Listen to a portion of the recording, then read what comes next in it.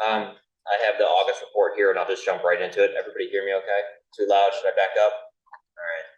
I'm not going to be as good of a public speaker as she was, so I'll be honest.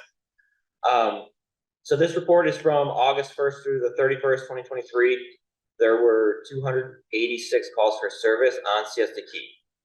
25 incidents, or 9% of the total, were persons or property crimes classified under the FBI. And I'll break each one of those down, and then I have some examples of what those were. So for a simple assault, there were 6. Auto theft, 1. Residential burglary, 1. Vehicle burglary, 1. Criminal mischief of the felony level were 3. Grand theft, 3. Petty theft, 6. Petty theft of a bicycle, there were 2, and 2 shoplifting. In the residential burglary incident, a purse was reportedly stolen from an unlocked rental apartment.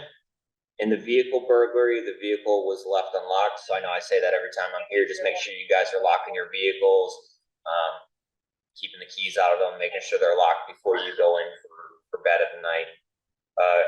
In the criminal mischief incidences involved graffiti written on furniture, and a spigot was left running, along with a vending machine and lights being damaged at the public pavilion. 1 suspect was developed for the 2 incidences at the beach pavilion, with charges that were filed.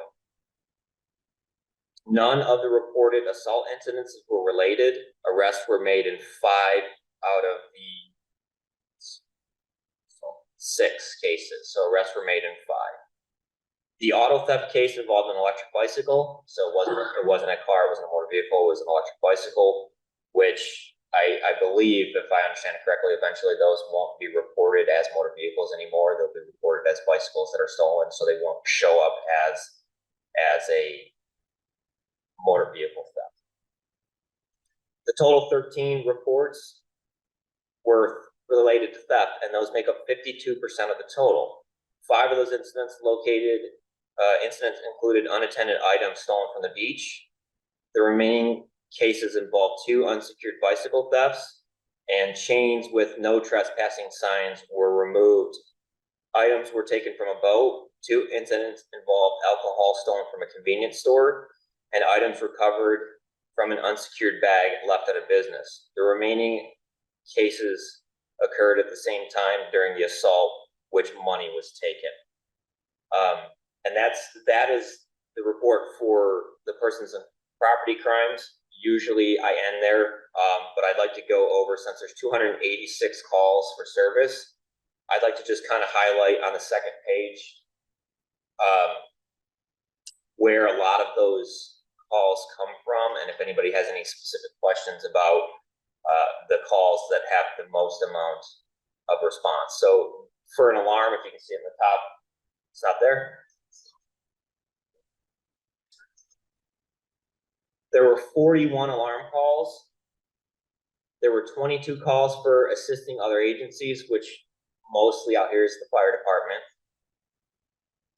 There were 25 public service assists, and there's a wide range of what that could be, from just helping a citizen out, helping a citizen find their car they lost, anything like that. 23 were suspicious incidences, 21 suspicious persons, 14 suspicious vehicles. So that's where kind of the bulk of that 286 calls for service during the month of August come from. And that's the August report. Does anybody have any questions? Good evening, folks. August for code enforcement was relatively slow, which is a good thing. We had 2 reported possible short-term rental violations on the island. Investigation led that they weren't in violation. It was just family members staying there for a few days. It's allowed. I continue to monitor some of the known residences that have violated it in the past. So we keep an eye on them, and I check them periodically on the website, see if they are being properly rented and advertised. We had 3 reported, yard overgrowth, situations.